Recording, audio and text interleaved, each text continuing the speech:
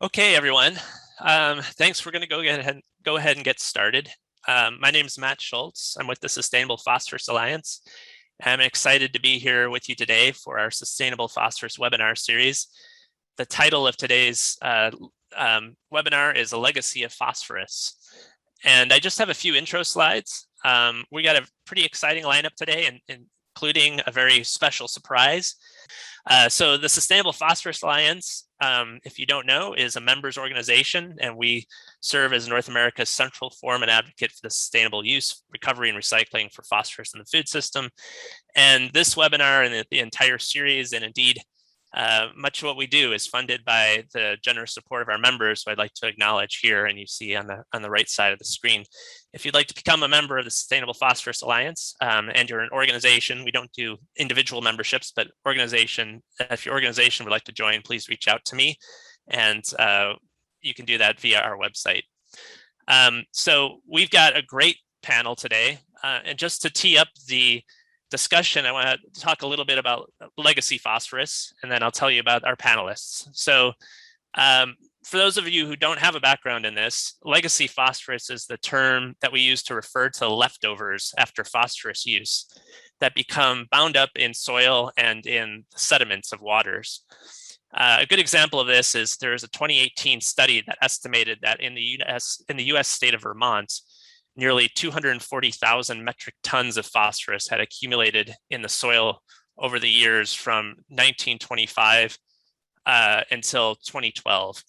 And that's roughly 300 times the fertilizer phosphorus applied in that state in 2012.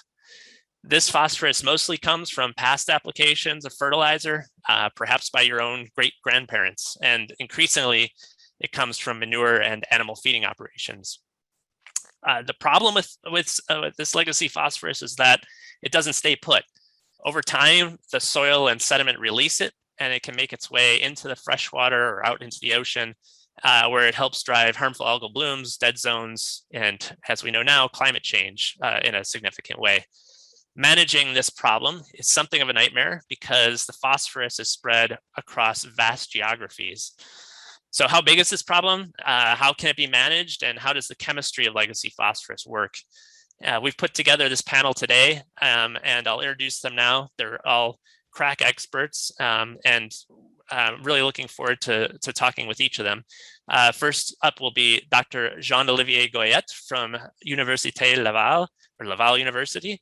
And then we'll have, after that, Dr. Dean Hesterberg, who's now with the Brazilian Center for Research in Energy and Materials. And then last but definitely not least will be Dr. Isis Scott from the University of Maryland. And I'll read a brief bio of each of them before they give their talks. Before we get started, though, we have really a special thing today that will just take a couple minutes here. We have two illustrious people in our studio that will be giving a presentation to you for just a couple minutes, and you get to choose between them. The choices are between an actor by the name of Matt Damon, and you may know him from some movies such as Jay and Silent Bob Reboot and Downsizing. You can choose between him or hearing from Dr. Jacob Jones from North Carolina State University, who's the newly minted STEPS director of an NSF, or director of an NSF center called STEPS, which is a $25 million center that was just funded by NSF to study phosphorus sustainability issues. And so I want to, in the spirit of democracy, I want to give everyone a chance to vote on whether they would like to hear from Matt Damon or if they would rather hear from Jacob Jones. And we'll give you a minute to take that poll, and we'll decide who you want to talk to. See the votes coming in. All right, great. We have our results in, and let's go ahead and tally those. Wow, Jacob Jones. Jacob, you are officially famous. It's great to see you beat out Matt Damon for this slot, and we'd love to hear a little bit about your STEPS NSF Center, but first, let me just read a bit of bio about Jacob so you can learn a little bit about him. We're going to be seeing a lot of Jacob, I think. He's a distinguished professor of material science and engineering at NC State. And as I mentioned, he's the director of the NSF funded STEPS Center, which is now, as far as we know, the largest phosphorus sustainability initiative in the world. So Jacob, can you take it over and I'll advance your slides for you? Yeah, Matt, I don't know what to say. And I guess in those situations, maybe I shouldn't say anything. And just for the record, I voted for Matt Damon. Yeah, and my condolences to you, Matt. I know you came all the way from LA to the studio today, but we'll catch you another time. Well, thanks for the introduction, Matt. And thanks to Matt and to Jim Elser for their collaboration on this newly announced STEP Center. It's been a long time coming. We initially conceived of this idea of STEPS in 2017.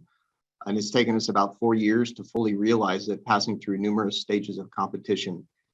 Now it's finally publicly known that we're one of 6 newly funded science and technology centers from the U.S. National Science Foundation. The award amount, which Matt mentioned, is down at the right. And while we all know that it's not commensurate with the problem, it is significant relative to what's been invested in this area to date. And so for that reason, we're very happy. NC State's the lead institution, and we have many important partners, including but not limited to Arizona State, which helps tie us to the alliance. Next slide, Matt. Now, the problem of phosphorus sustainability needs no introduction in this community, but our approach should be introduced. We pitched this to the funding agency as a wicked problem, and one way to think about that wickedness is to consider the link scales through which the researchers need to integrate their work. We have to work at the smallest link scales to discover and develop new ways to capture, recover, and reuse phosphorus. We call this on the left the material scale. We have to work at scales at which humans interact with the technology, or what we call the human technology scale in the middle, to work with plants, agriculture, and wastewater treatment plants. And we need a systems level understanding on the right in order to prioritize our efforts as a center and to ensure that the solutions we create could ultimately be adopted by society and have an impact.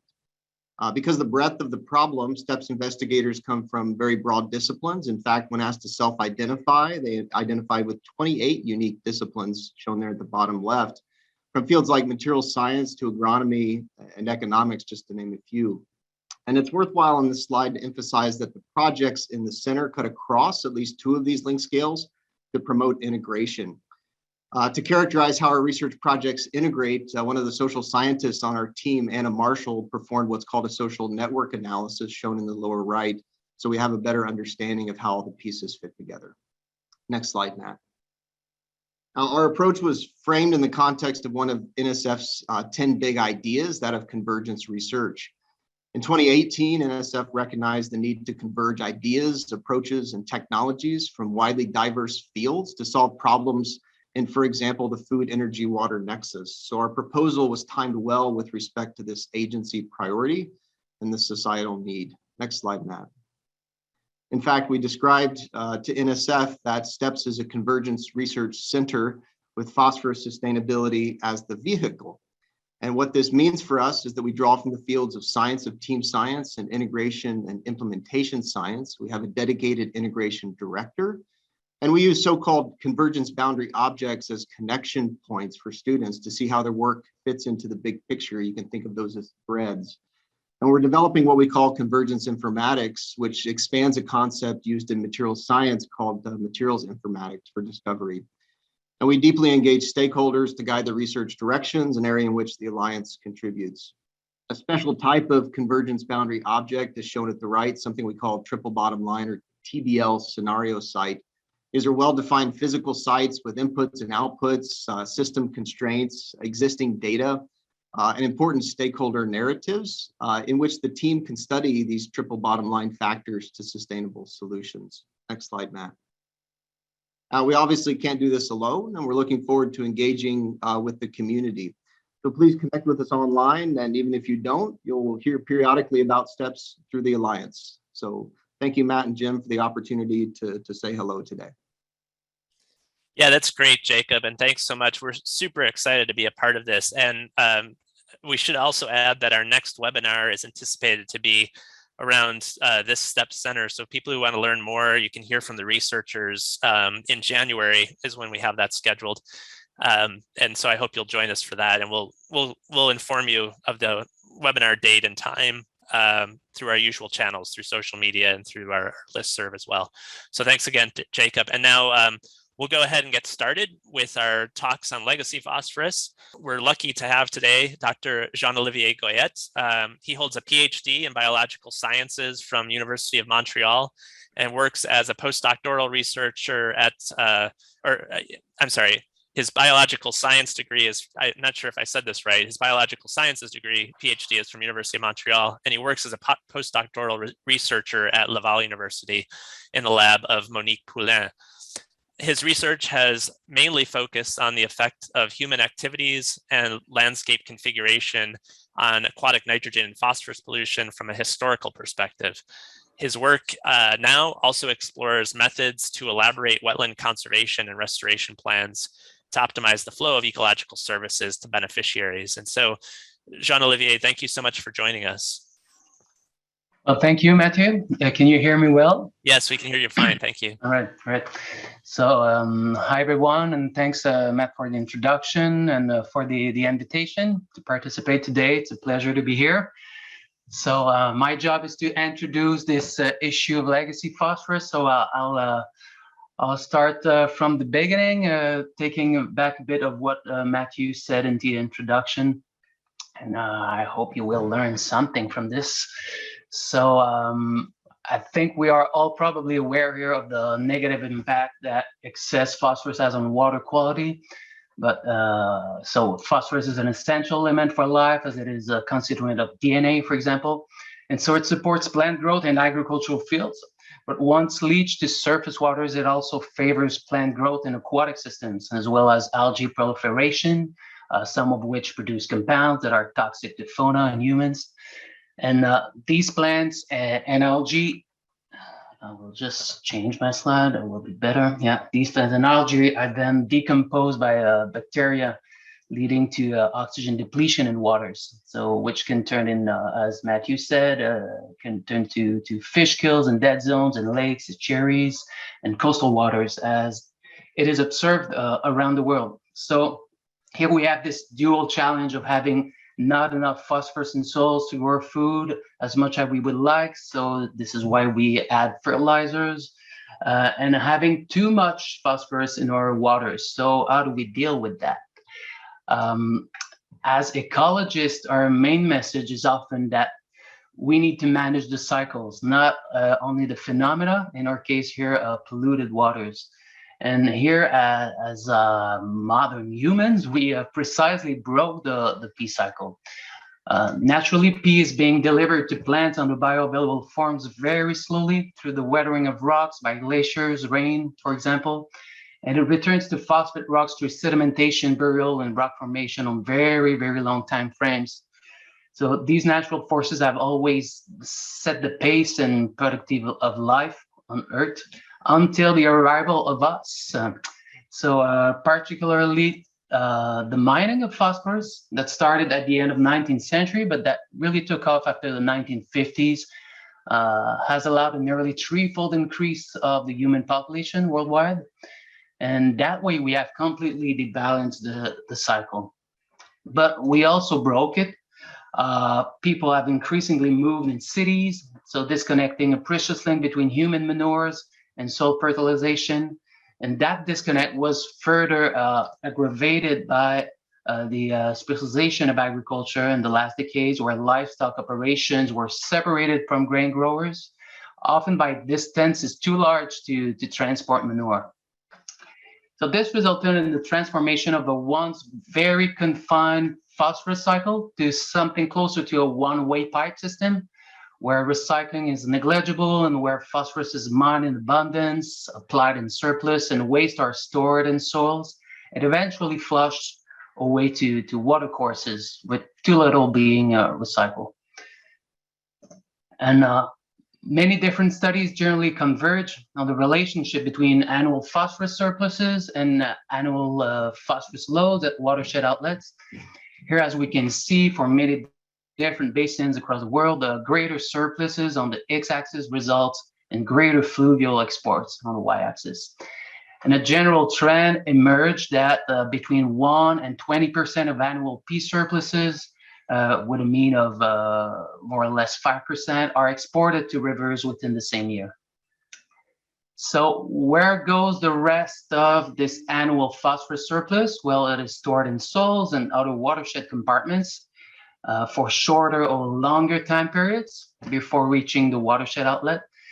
And as shown here, trends in times of phosphorus in the landscape are thought to vary from more or less 10 years in hill slopes to 1,000 years in floodplains.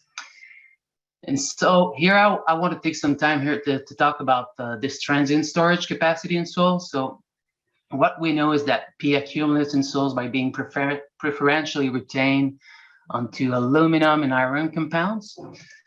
And it does so until the sorption sites on these compounds reach a certain level of saturation. And beyond that level, the retention capacity would be reduced and phosphorus would be more readily released into the soil solution.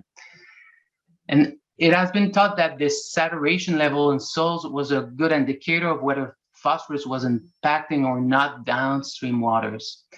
But some studies now report a threshold that seems to be surprisingly low. For example, studies at the agricultural plot scale report a threshold value at nearly 20% saturation of absorption sites, so over which phosphorus is more readily exported to waters. And with colleagues, we explored the same question, but at the watershed scale within the St. Lawrence Basin in Eastern Canada. So where all watershed compartments such as soils, sediments, and aquifers were considered together. And what we observe is that the levels of accumulated phosphorus in most of the watersheds of the study were 10 to 40-fold higher than the tipping point observed, where phosphorus accumulation results in greater P exports to waters. So these results highlight that even at low phosphorus accumulation, water seems to be impacted. And even if an increasing amount of phosphorus moves to surface waters, once that threshold is passed, part of surpluses still continue to accumulate in soils and sediments. So some studies have evaluated this phosphorus accumulation at watershed scales. And a study here by on the top panel by Stephen Powers and colleagues show that phosphorus pools have accumulated in the last decades up to nearly 300 kilotons phosphorus in some watersheds of the UK, the US, and in China. On the bottom panels, when looking at a smaller scale in terms of phosphorus accumulation per square kilometers, our study in the St. Lawrence shows that intensive agricultural systems have reached nearly 100 tons of accumulated P per square kilometers throughout the last century. So this is quite an impressive amount of phosphorus stored there. And if we look at the continental scale, we see that industrialized countries show huge accumulations, but those trends are kind of stabilizing or even declining in Europe and parts of North America, but are still much on the rise in developing countries such as China and India. And to put all this in perspective, it is estimated that global legacy phosphorus stored in soils could now represent around 1 in 300 years of crop requirements at the global scales. So we will develop a bit on this later, but it appears that this occluded P in soils offers opportunities for recycling the resource in crop production. But until these stores of legacy phosphorus are managed really to our advantage, they represent an important threat to humans and ecosystems, as they now act as chronic source to downstream waters, no matter how much we reduce or even stop applying fertilizers. And indeed, in the 1970s, phosphorus was recognized as the main driver of freshwater eutrophication. But despite legislation aimed at reducing phosphorus emissions from point sources, such as water treatment plants, eutrophication remains a significant problem today. And we now recognize more and more the role of legacy phosphorus to fluvial loads and concentrations. For example, it is estimated that around 50% of phosphorus entering the Baltic Sea each year now comes from the legacy pool. And the same magnitude of contribution was also reported in a recent study in China for headwater streams with a contribution as high as 80%. So with this huge accumulation in watersheds, several papers have tried to estimate the time lags for drawdown of legacy phosphorus stocks and the recovery of downstream waters after cessation of new phosphorus application. And for example, with colleagues, we have calculated the amount of accumulated phosphorus in sub-watersheds of the St. Lawrence River and estimated the time needed for a return to baseline conditions. So here in a scenario of no more phosphorus surplus supply, so kind of a perfectly balanced agriculture. And we showed that this time for recovery varied between 50 years in low yield agricultural watersheds to more than 1,000 years in historically intensive agricultural ones. So this range largely depends on the magnitude of accumulated stocks, but there's also a certain amount of uncertainty that comes from future climates. So whether we anticipate very dry or very wet years that would help or not to flush the phosphorus pool. So this uncertainty of climate is shown by the error bars on the right panel. But anyway, here, these values support also other studies that have reported similar estimates. So for example, Stephen Carpenter showed that it would necessitate around 1,000 years for Lake Mendota in the US to recover from past phosphorus inputs.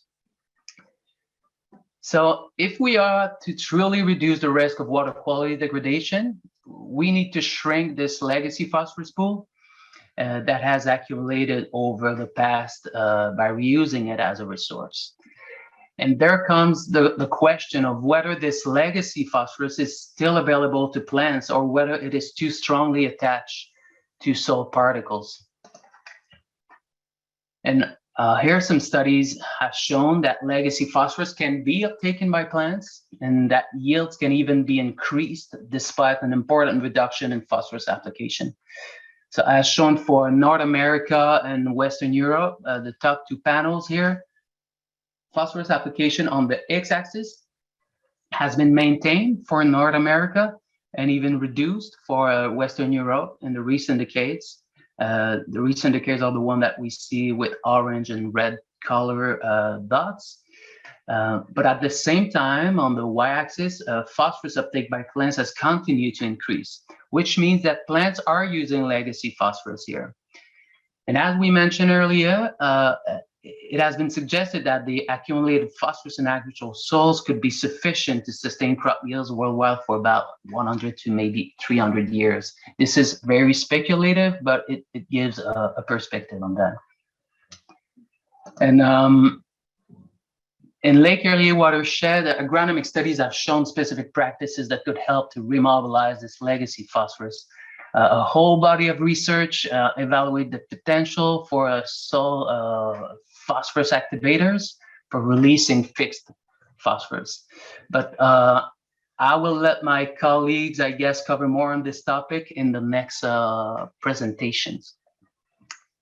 So I'm near the end here. So yes, legacy phosphorus represents an opportunity to reduce application and thus reduce farmers' expenditures on fertilizers and also reduce the risk for downstream waters.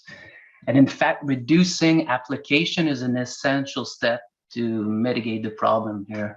And I think precision farming will help a lot with that. Increasing phosphorus use efficiency, reducing losses, and favoring recycling.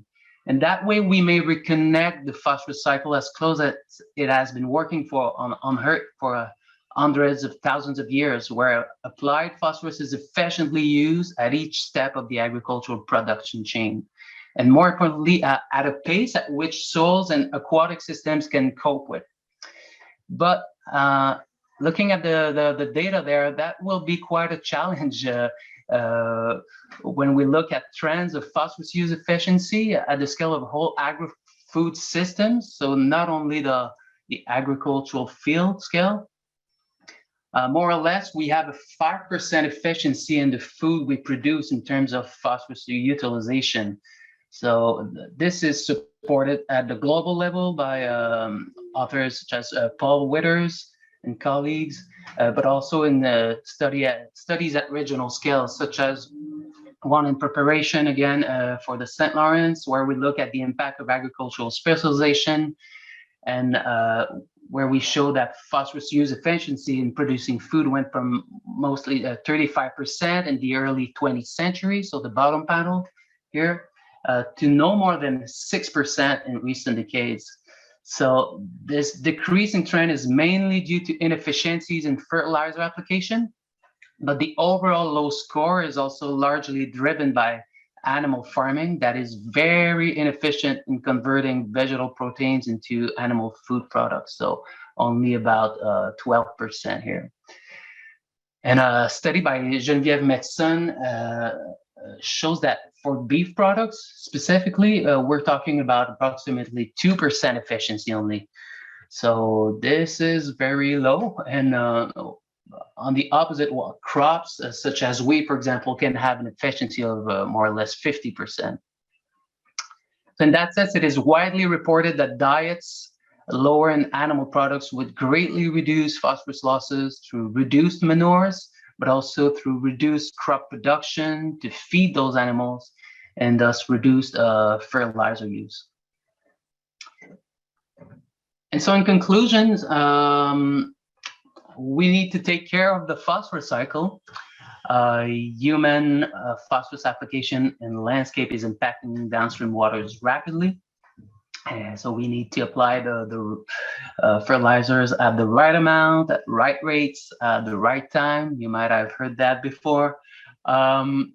We need to make a better use of manures and revert this one-way pipe back to a cycle, maybe first by reconnecting livestock and crop farming. For example, again, Geneviève Metson and colleagues estimate that the waste of American livestock contains more than enough phosphorus to support the entire US corn crop. And another analysis found that recycling all manure could reduce global demand for phosphate rock by half. So that's a lot. And also reducing animal-based food production, as we saw through a change in diets, may reach a greater efficiency in our utilization of phosphorus resources. And as we know, this would also have positive side effects for climate, for example. And finally, because phosphorus is more easily accessible, as long as it remains confined to the agricultural soils, we need to reuse this legacy phosphorus before it runs down to lakes and estuary sediments, where recovery is probably much more of a challenge. So that's it for me. Thanks for your attention. I want to thank some colleagues with whom I work over the years, and I'm open to question now or after the other presentations. I don't know.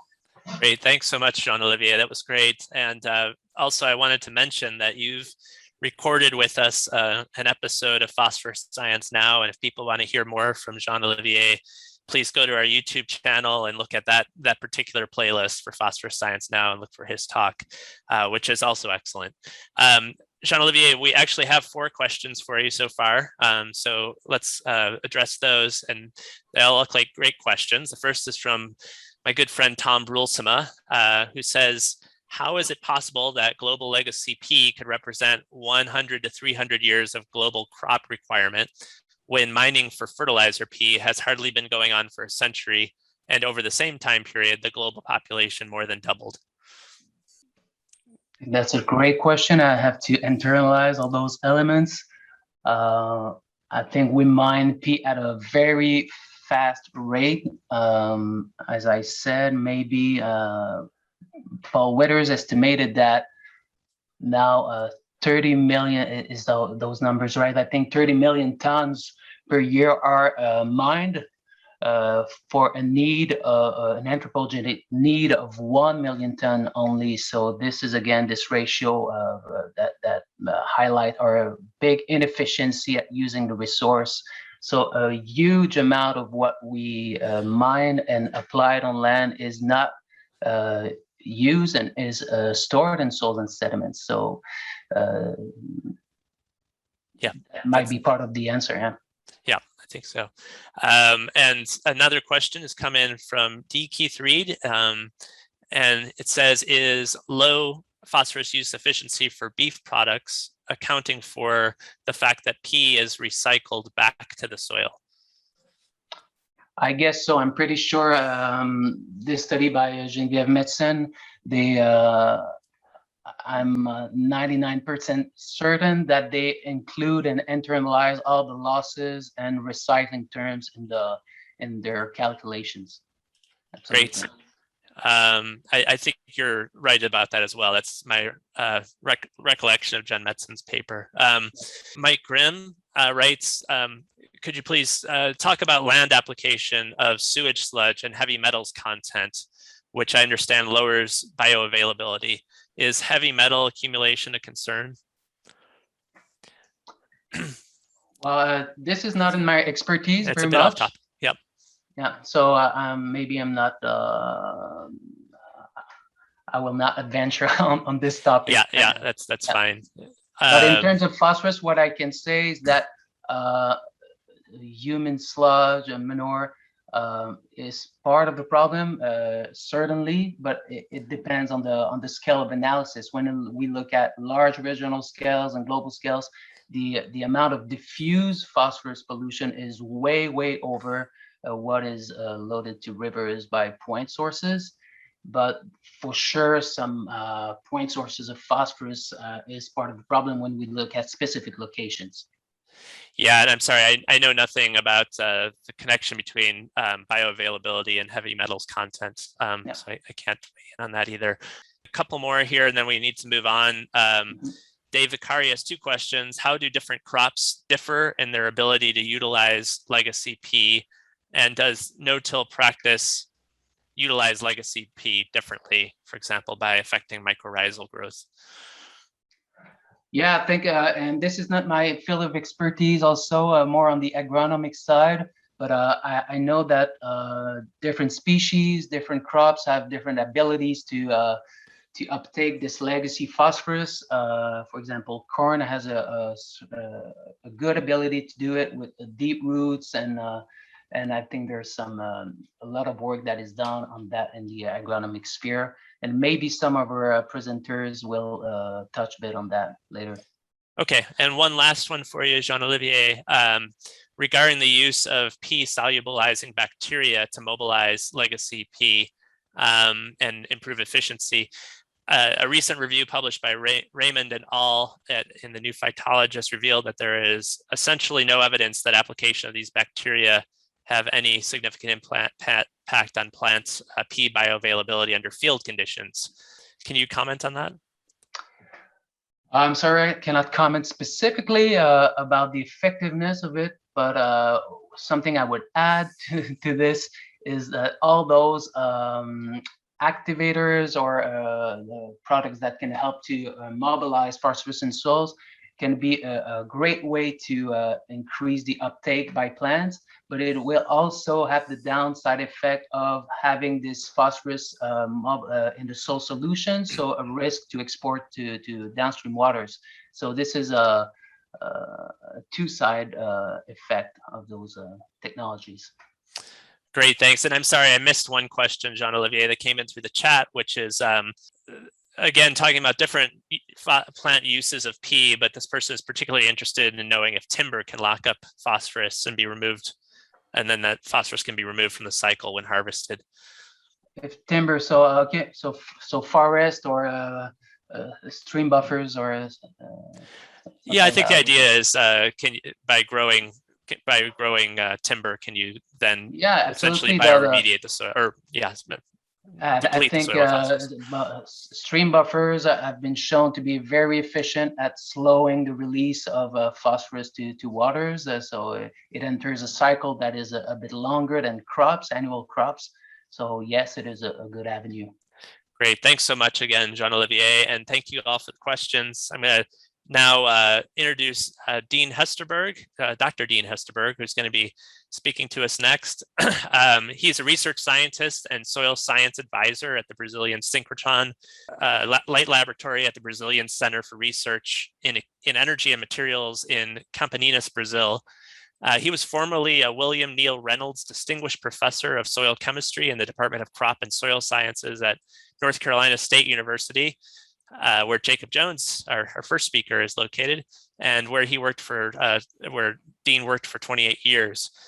His current research focuses on developing and applying advanced synchrotron imaging and spectroscopy techniques to study the molecular chemistry of phosphorus and heavy metals in the soils and other complex environmental systems. So Dean, it just dawned on me that you could probably speak to that heavy metals question at some point, but thanks a lot for joining us for the webinar series today, Dean. Okay, thank you so much, Matt, and hello, everybody. Thank you for this opportunity to talk to you about soil phosphorus. And my talk will focus more on just giving you some ideas about the soil chemistry of phosphorus fixation and mobilization.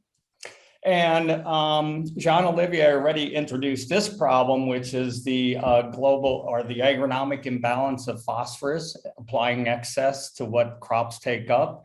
And we're particularly interested in mechanisms of accumulation and fixation in soils, and how to reverse that ultimately would be the question we would have, particularly in Brazil, where the soils are well known to the term fix, whatever that is, specifically to fix phosphorus. And I know in many other scenarios that Jean-Olivier alluded to, this excess phosphorus is particularly problematic from a water quality standpoint. So it's both sides of that, preventing excess phosphorus from leaving the system, but also in the case of ways to get access to the legacy phosphorus to get it back into the plants. So one of the problems we deal with in soils and soil chemistry of phosphorus is the extreme heterogeneity of soils. They're very diverse at all spatial scales that you look at soils. So for example, since I'm in Brazil, I'm using the Brazilian map here of this Brazilian soil map, and these different colors just basically represent very different soils in Brazil. And many of you may know that in the tropics, many of the soils are highly weathered, which means they have a greater proportion of iron and aluminum hydroxides, which are the primary minerals or non-poorly crystalline solids that are usually thought to be responsible for high phosphate absorption capacities in soils.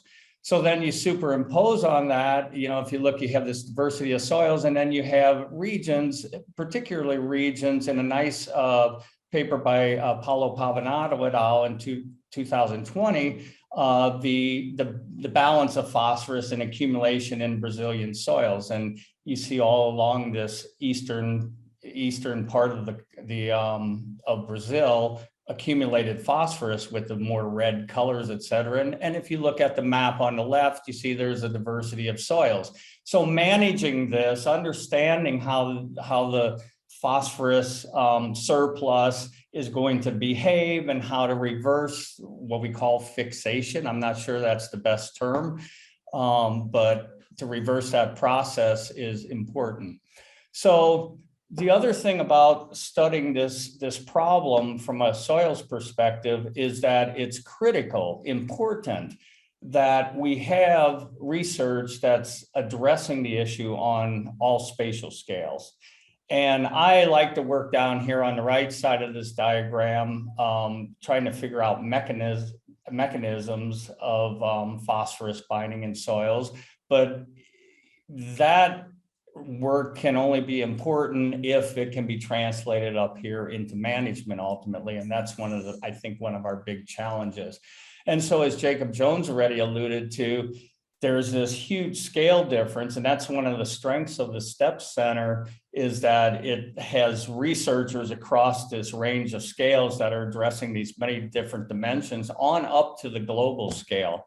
So what does this mean? It means, for example, if we look up at the field scale, we can look at phosphorus and its behavior from the perspective of field attributes such as topography, drainage, weather and climate influences, moisture gradients in the soil, erosion, variations in soil properties such as texture, mineralogy, pH, organic matter, land use changes, cropping systems, tillage, what kinds of chemical inputs, waste versus fertilizers, et cetera.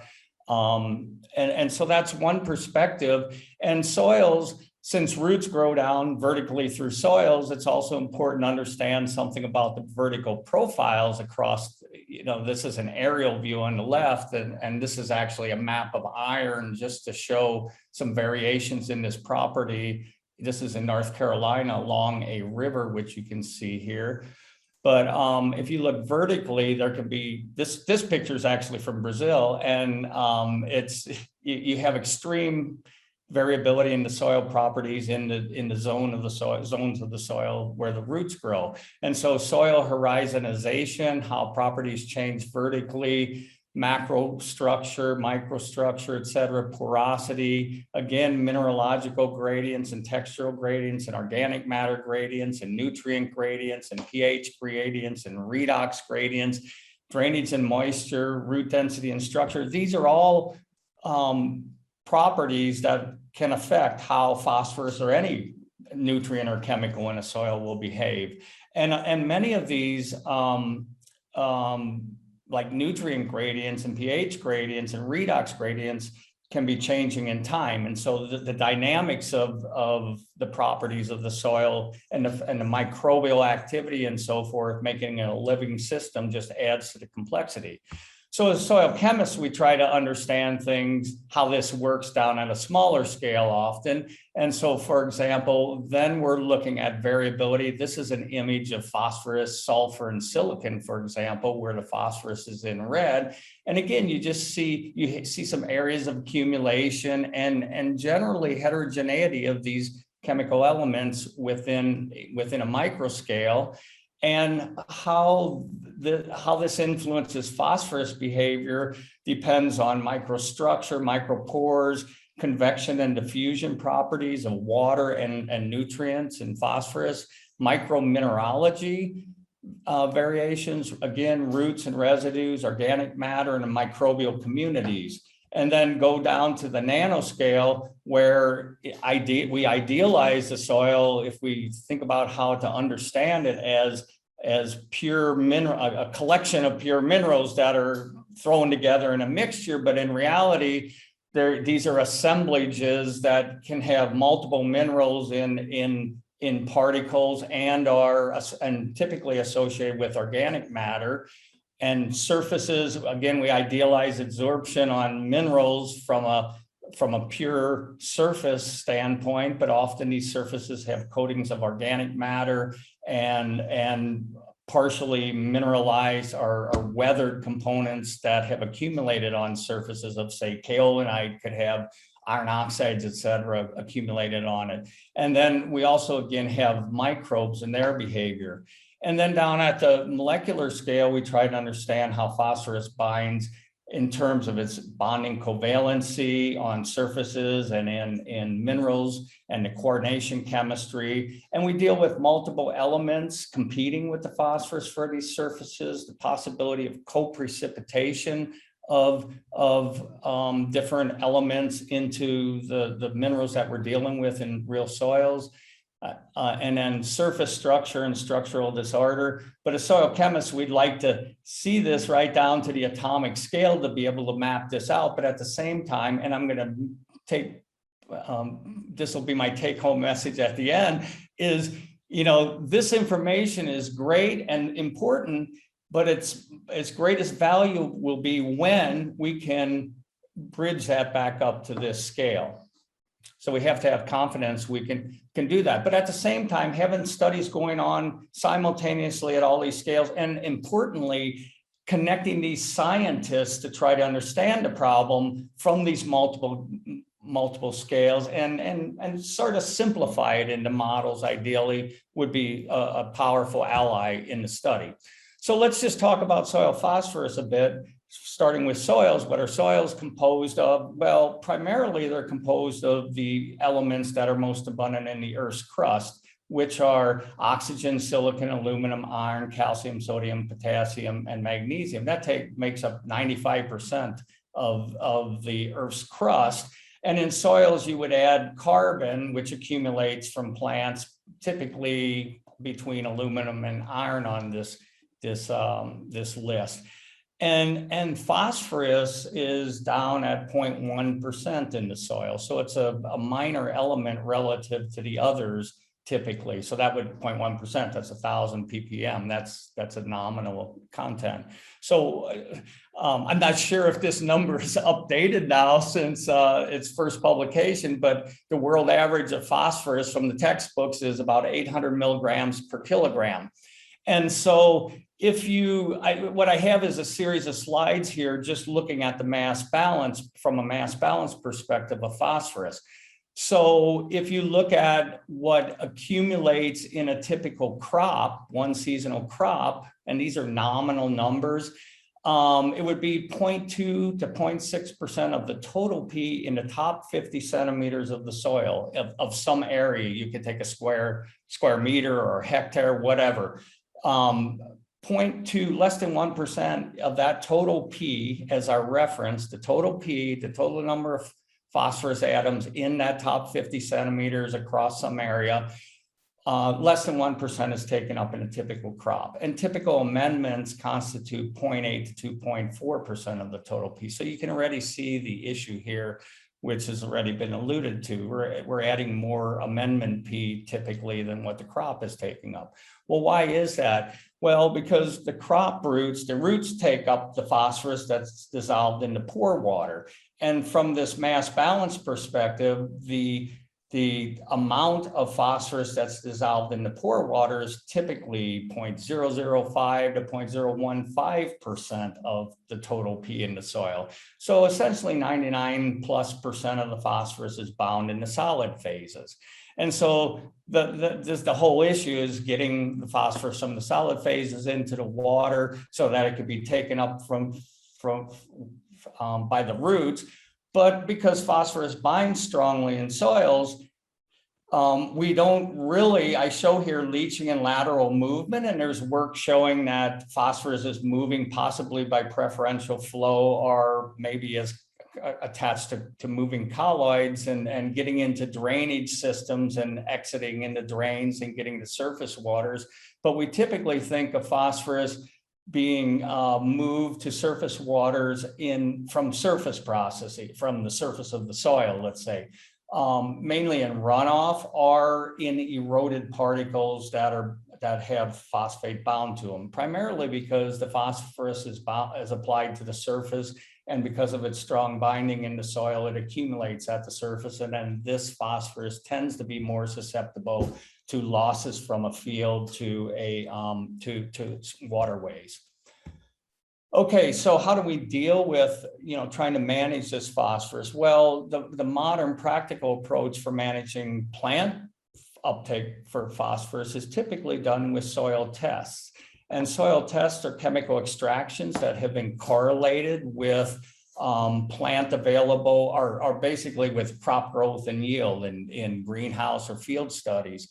And what's nice about this is these are methodical tests that can be repeated over and over with a very systematic approach. And so what you're getting is you're getting a lot of information across this wide range of highly variable soils. But it's one of the important things from a soil chemistry standpoint is we don't know exactly how, what forms of the phosphorus are being extracted. And it's typically extracting more than that phosphorus that's being taken up by the crop. So it's an index.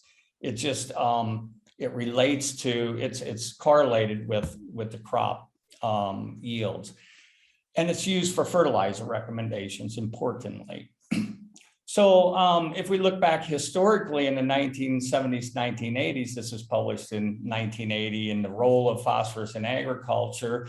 One of the models, which is very insightful, was called a Liability Model. And that is that you have, when you apply, say, a soluble fertilizer, phosphate fertilizer to a soil, the phosphate dissolves.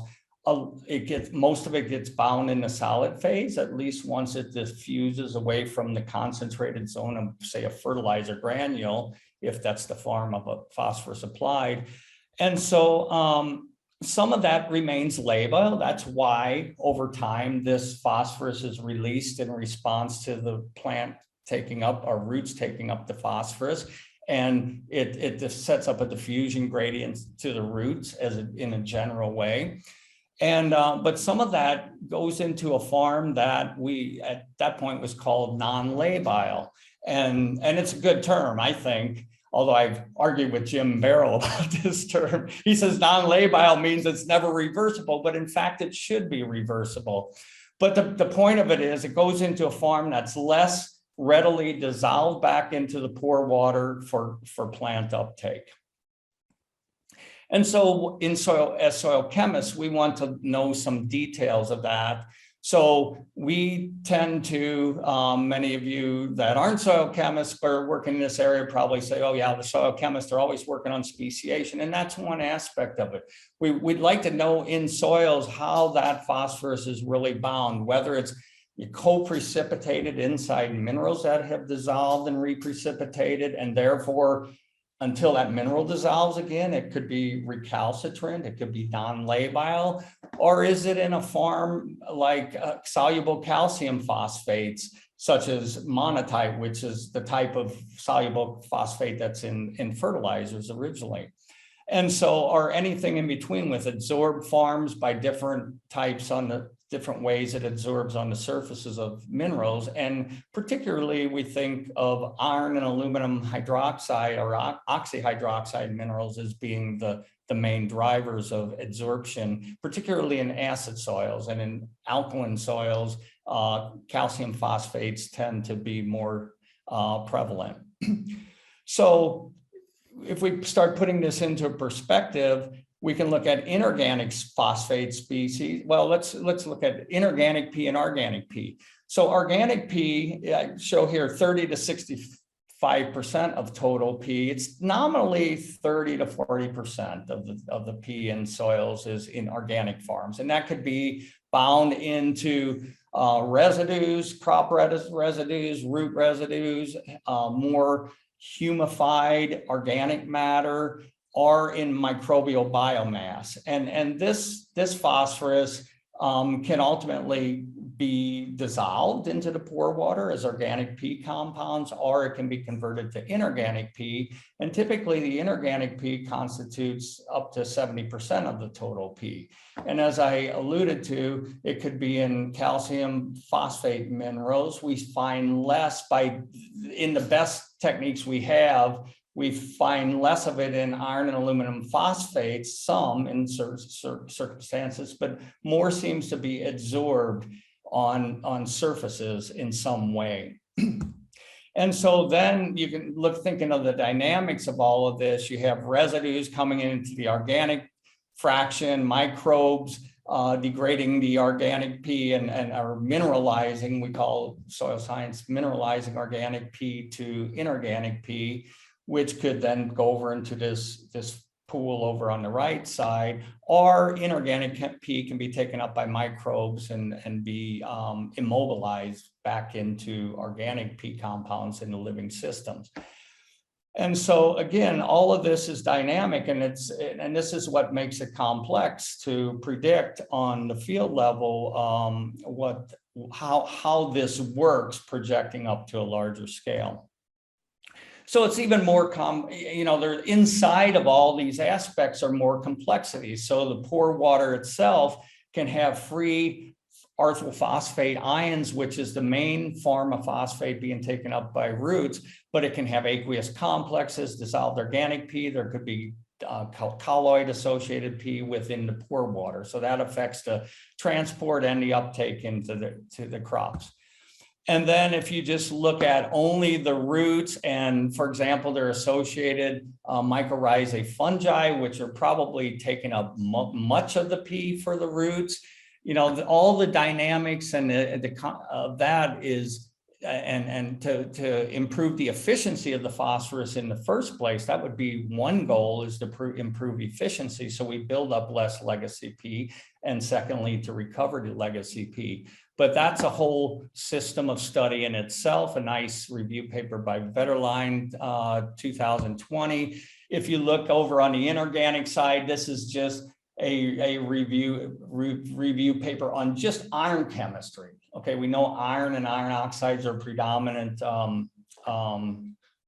adsorbents for phosphate. And so this is complex in itself. We can think of the organic P and phosphorus associated with organic matter. Well, it can be in humic organic farms, or it can be in residue farms, organic molecules, or it can potentially be bound on iron and aluminum that itself is bound on the organic matter, and the organic matter can be associated with minerals. So this is not as simple as our simple models of single minerals and organic compounds that we might study. And then just looking at the adsorbed farms, there's a lot of details just on the surface chemistry of adsorbed phosphate. So I'll just mention, go show that particular figure here on the left. There's been much excellent work over the past decades on looking at, for pure minerals, synthesized minerals, typically exactly with a high level of what we call specificity, how phosphate binds on these mineral surfaces. For example, 1 oxygen to 1 iron, or 2 oxygens to 1 iron, or 2 of the phosphate oxygens to 2 irons. And we have different names for these: bidentate, binuclear, intersphere complexes, etc. And it also depends on the surface structure of the mineral. So a lot has been revealed using spectroscopic techniques about this binding.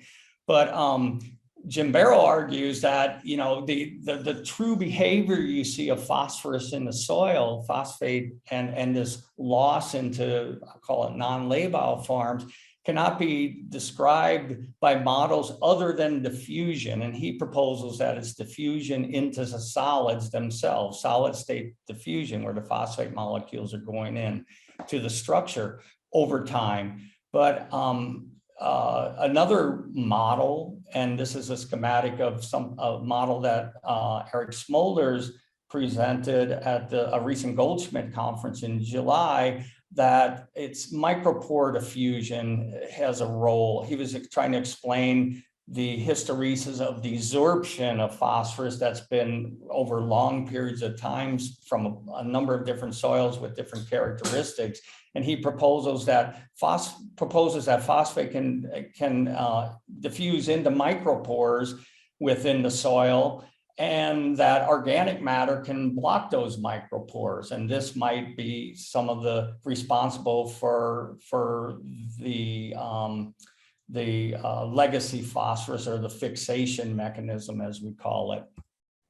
So finally, I just want to summarize by saying that, again, as a soil chemist, I like to work in this level, but I certainly understand. I've worked on soils, and I understand that it gets very complex very quickly, even at a micro scale. And then adding, you know, we just have layers and layers of complexity, and we have to try to understand where there are scales of emergence of properties, so we can ultimately understand fundamentally how legacy phosphate is bound, and how how it is in the soil, and how we can manage the soils to recover the legacy P for plant uptake, and are prevented from leaving the system and getting into surface waters and impacting.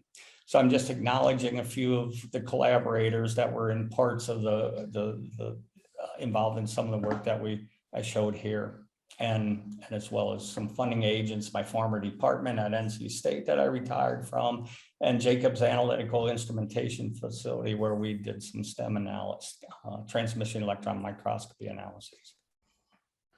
All right, Dean, thanks so much for that excellent talk. There's a lot of weeds, pardon the pun, but there are a lot of weeds to dive into there.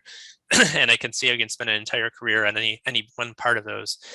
We do want to allow time for Q&A. However, I also want to make sure that our next speaker has time. So what I'm going to do is ask that Dr. Isis Scott speak to us next, and we'll do a combined Q&A at the end of the 2 talks, time permitting. So let me first go ahead and introduce Isis. So Dr. Isis Scott is a postdoctoral research associate at the University of Maryland in their hydrology and remote sensing laboratory. She earned her PhD in agricultural engineering at Purdue and her research focuses on dissolved phosphorus removal practices and technologies. So Isis, thank you very much for joining us, and please take it away. Hi, Matt. Thank you. Thanks for the introduction. First, thanks to the Sustainable Phosphorus Alliance for the invitation. And thanks to Jean-Olivier and Dean for laying the ground here for us. So now that we have already discussed the nature and the scale of the phosphorus issue, as well as some of the soil phosphorus interactions, we can discuss what practices can be useful for remediating high phosphorus soils.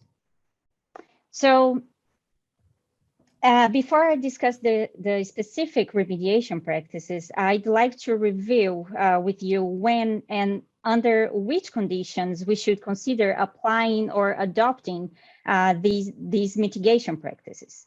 So before legacy phosphorus soils develop, there are several options of management practices that can be used to prevent legacy phosphorus sources from occurring in the first place. So specifically, I am talking about, for example, an appropriate nutrient management following plant requirements, an equilibrated animal diet, aiming to reduce the phosphorus in manure, and also the possibility of exporting manure from CAFOs intensive areas, for example, towards planting intensive areas, right? But then, if these strategies are unable to maintain safe agronomic levels of phosphorus, then we have the development of legacy phosphorus soils.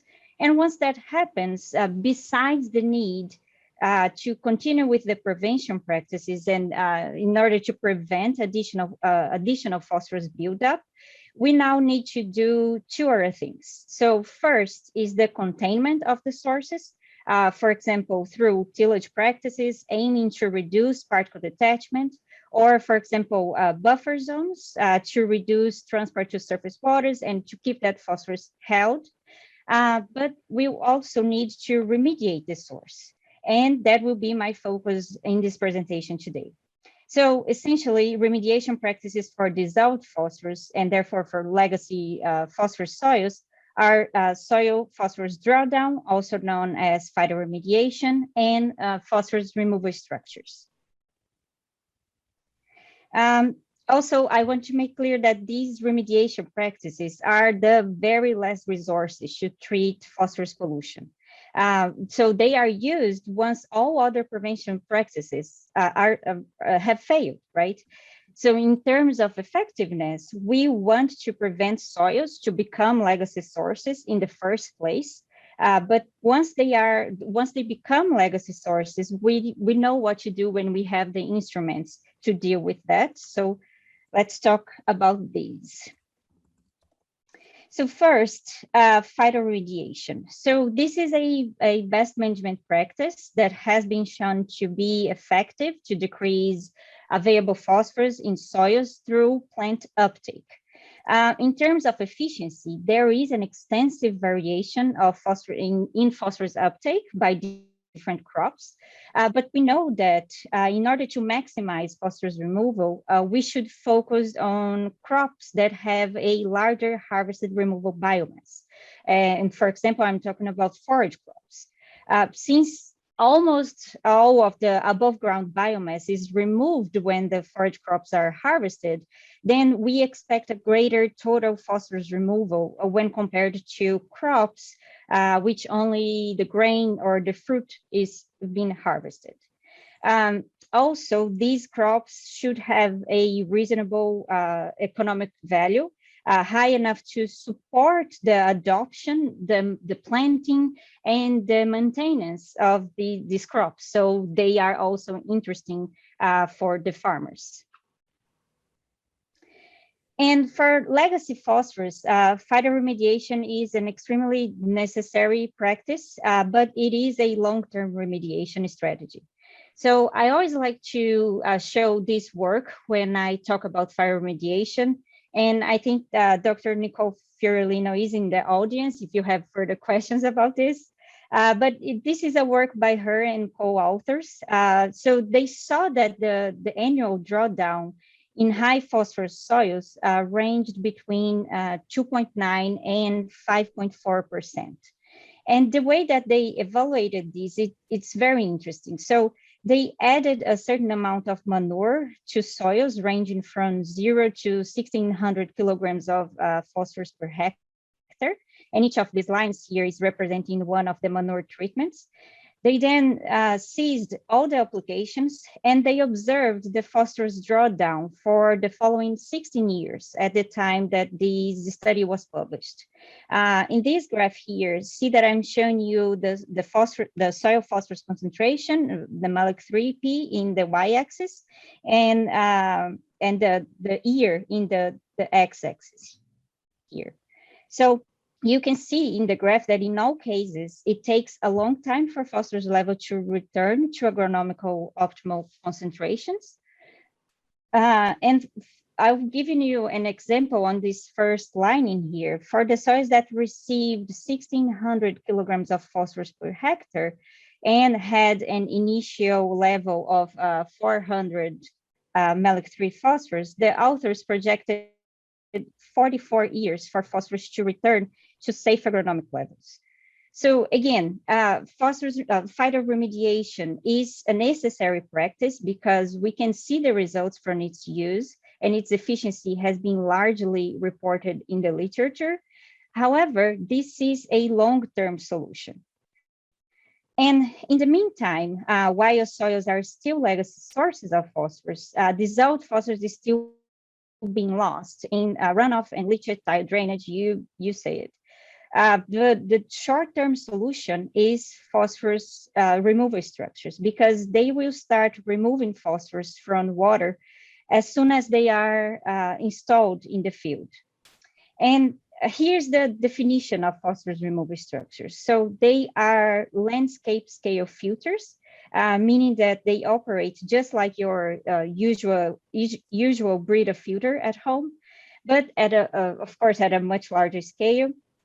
They contain phosphorus sorption materials, and I'll be calling them PSMs throughout this presentation. And these PSMs have a chemical affinity for phosphorus. And this is how these structures look like in the field. So in this example here, they will receive the dissolved phosphorus from tile drainage. The flow is controlled by this flow control structure that you see here on the left of the figure.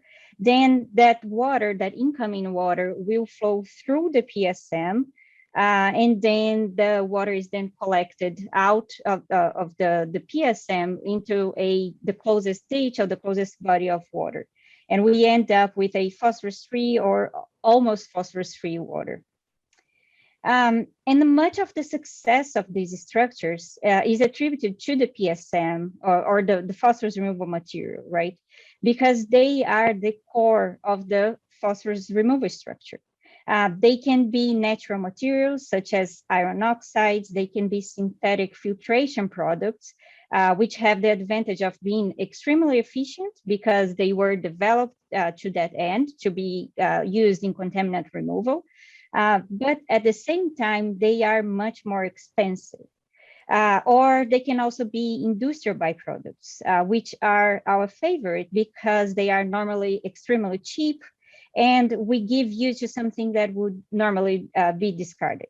So, for example, in examples of industrial byproducts would be steel slag, acid mine drainage residuals, or metal shavings. And these PSMs will remove phosphorus through different mechanisms, which in part will determine their efficacy in the phosphorus removal structure. And phosphorus removal structures, they are extremely versatile. They are adaptable to different setups, both rural and urban. And they will be effective as long as we have these three characteristics here. So first, they must contain an effective PSM in a sufficient quantity. Second, the high phosphorus water coming in, and we are talking about waters that have concentrations higher than 0.2 milligrams per liter. It must flow through the PSM at a sufficient rate to allow reactions to occur. And at the same time, to treat a large volume of water. And third, we must have the ability to contain and to replace that PSM once it becomes saturated with phosphorus. So they are very simple in essence. As I told you before, they are just a giant filter. But because of its flexibility in design, their efficacy can also vary. So in the literature, we can find cumulative removal ranging from 9 to 99%. We even found negative efficiencies, for example, for filter cartridges. But this is the reason why the appropriate design of these structures is so important. We want to be in this higher range here of the spectrum, right? And a proper design will guarantee that. Okay, so first, regarding the design, where should we install these structures? So the first rule of the phosphorus removal structure club is we only install them at hotspots. We do not want to wait until the flow becomes diluted in the receiving water body, because we know that thermodynamically, we know that the PSMs work better with higher phosphorus concentrations. Also, these structures must be installed in hydrologically connected areas, because remember, there are two factors in phosphorus pollution, right? So we have source and we have transport. If the transport is not viable, then that soil might not be a problem, and that would not be the best location for you to install a phosphorus removal structure. And third, we need convergent flows. So water must flow through the media. And for example, tile drains are the ideal example of this. So essentially, when thinking about installing a phosphorus removal structure, we must choose the locations very carefully, because installing the structure in a legacy phosphorus spot will greatly influence their efficacy. So once we defined the location, we can then design the structure. And this app by the National Soil Erosion Research Laboratory that you can actually access through the website here on the bottom right, allows you to design your own phosphorus removal structure. So this is a software that will take into account some inputs, for example, the site hydrology, some site hydrology parameters such as the peak flow rate, the annual flow volume, the expected dissolved phosphorus concentrations, and the maximum footprint for that structure. And it also takes input parameters such as how do you want to design your structure in terms of target phosphorus removal and the lifetime of that structure. So let's say you want to remove 50% of all phosphorus that come in the structure for 15 years, for example. The software, and we also will add PSM characterization parameters such as the phosphorus sorption capacity of that PSM, the safety of the PSM, and some of their physical properties. And the software will then give us the area of the structure, the mass and the depth of the PSM, and what will be the pipe requirement for that structure. And it's very user-friendly, it's easy to use, and the objective of this software is to enable non-engineers to easily engineer a phosphorus removal structure. So let me show you one example of this. This structure here was designed as a blind inlet and tile filter combination. And according to the output that we got from the software, we built a structure with dimensions of 20 by 23 feet that will have a cumulative phosphorus removal of 40% over the next 25 years. After that time, the structure will continue to remove phosphorus, to sequester phosphorus from the flow, but with a lower efficacy, right? Because the PSM is already partially saturated.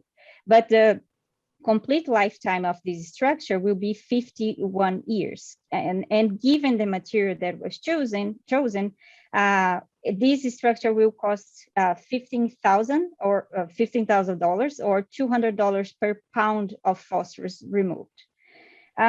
Ultimately, 55 pounds of phosphorus are going to be removed over 25 years. And I always like to give this number because we always get asked, so, okay, can we recover the phosphorus from the PSMs once they get saturated? And the answer to that is yes, we can recover that phosphorus, right? But is it worth it, right? So the thing with dissolved phosphorus is that a little goes a long way in terms of what the problems that it can cause in aquatic systems, but 55 pounds wouldn't be enough for even an acre of land to maintain a safe agronomic level. And given the cost that I just showed you, you might be thinking now that, okay, these structures are not cheap to build, right? And that's right, they are not cheap to build, but the cost is justified, given that we are removing dissolved phosphorus. It is much more difficult to remove dissolved phosphorus in comparison to particulate phosphorus. And we have to keep in mind that the dissolved phosphorus is a more potent eutrophication agent. We know that it is 100% bioavailable for aquatic biota. The cost of these structures will range between 3K and 18K.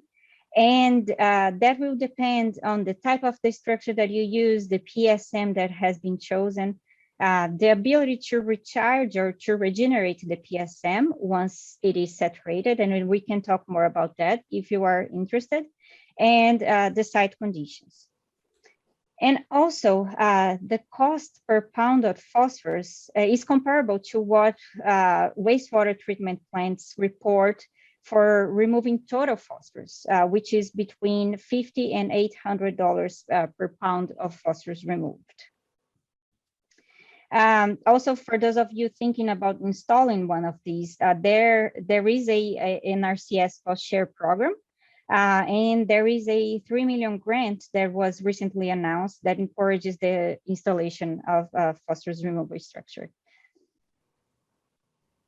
So, okay, with that, this is my take-home message. Remediation strategies should be used collectively. There is no miracle solution. There is no silver bullet that will solve at once the legacy phosphorus issue. Phosphorus removal structures should be used collectively with phytoremediation, with traditional BMPs, such as, for example, erosion control practices, and with a good nutrient management. And these practices are a good start to remediate legacy phosphorus soils and to prevent the development of new ones. And with that, I can take any questions you might have. Also, if you have any extra comments, here's my email. Thank you. Great, thank you so much, Isis. And I'm going to, I think what I'd like to do, there are a number of questions here, and I think they could be targeted to any one of the panelists, or some of them are good for some panelists and some for others. But so I'm going to ask that the three panelists all stay on for a moment here to answer these if possible. One, there's a lot of questions that have come up. Well, first one for you, Isis, because you just gave the talk, and thank you very much. It was a great talk. And I'm very, I would point people towards Chad Penn's, I believe Chad Penn was your advisor, was he not? Yes. I pointed towards, point everyone towards Chad Penn's blog post on P removal structures as well, which can be found on our website. One question that's come in a couple flavors is, and you did touch on this, but if you could just reiterate, can phosphorus be removed from the structures and reused, and are there any sort of best management practices around that reuse? And I know you already mentioned that the value is probably fairly low, but can you maybe expound on that? Yeah, of course. So let's say once the PSM gets saturated with phosphorus, Depending on the PSM, we tested a regeneration methodology that can kind of recover the phosphorus from the PSM. And then we regenerate the adsorption sites on that PSM, and then it can be, its life cycle is kind of restarted from that point. But what I wanted to reiterate here is just that the amount of phosphorus that will come into these structures, it's not worth it for you. If it's not a regeneration process, it's not worth it for you to recover that phosphorus from the PSMs, because it won't be a high amount of phosphorus in it. As I said, the amount of phosphorus that can cause problems in water systems, it's quite low. But these structures will be able to remove that amount of phosphorus from the flow, right? But yeah, and then after, once we are done with that PSM, it can be reused for, we saw people using it, for example, for railroad, for driveways, using steel slag, for example. So that's one example. Great, thank you. And so the other main discussion that's been going on both in the chat and the Q&A is probably best summarized by Chris Thornton's comment, where he says there is widespread evidence that soil, and this really is directed at you. I think Jean-Olivier, Dean, you could also weigh in, or Isis as well, but there is widespread evidence that soil phosphorus cannot be reduced below agronomically recommended levels without significant loss of crop productivity. And so the question is, how are we defining legacy peat generally? Do we mean soil phosphorus that's only higher than the recommended agronomic levels, or would it include sort of the natural background levels of phosphorus in the soil? So maybe Jean-Olivier, you could take a crack at that, or Dean. Yeah, I think for the definition, what is usually thought of legacy phosphorus, I think, is the accumulation of phosphorus in soils due to past human activities. So it does not include the natural background, but in the different studies, it is presented at two distinct pools. So it is certainly not a reference to the agronomic needs of crops, for sure, if I understood correctly. But and then the question of the P availability for crops, and if we lower this legacy P pool, will it affect the yield of crops? For sure, there is the main issue here. So we need to lower those pools to protect waters, but there's a risk for crop yields, and this is why there's a lot of research on P activators and different breeding of crops to help crops to uptake the phosphorus, the legacy phosphorus. Okay, so just to clarify, Jean-Olivier, there's sort of this level of phosphorus that sits between what's the natural background and what is the agronomic optimal. And would that pool of phosphorus be included in your particular definition of legacy phosphorus? As I said, I think it is usually separated as what comes from anthropogenic activities, but for sure the natural background of phosphorus that is present is available for crops, if it can be. But yeah, that's it. Not sure I understood clearly the question, but yeah. So there's the natural background, which is at one level, and then there's another recommended level for the crops. And there's an amount of phosphorus that makes up that difference. Would that phosphorus be considered part of the legacy phosphorus pool? Is the question. Yeah, to me it sounds strange to put it like this, maybe. Okay. Yep. Because I think the legacy pool is not related to what is recommended for crop yields. It is simply the pool that has accumulated from past activities. Great. So I think it's two things. Then we can address the other issue of crop yields, but yeah. Great. Yep, terms are clear. Thank you. Yeah. So we're just about at time here. I just want to thank all the panelists for their presentations today. It was really excellent, and I appreciated all the questions. There were some high quality questions that came in, and I appreciate the audience for sticking with us through the hour and a half. Our next webinar should be in January on the topic of the new STEPS Research Center, where we'll be having presentations from each of the research themes. So please look for posts on social media, emails, etc., promoting that, and I hope to see you there. Thanks again, everyone, and goodbye.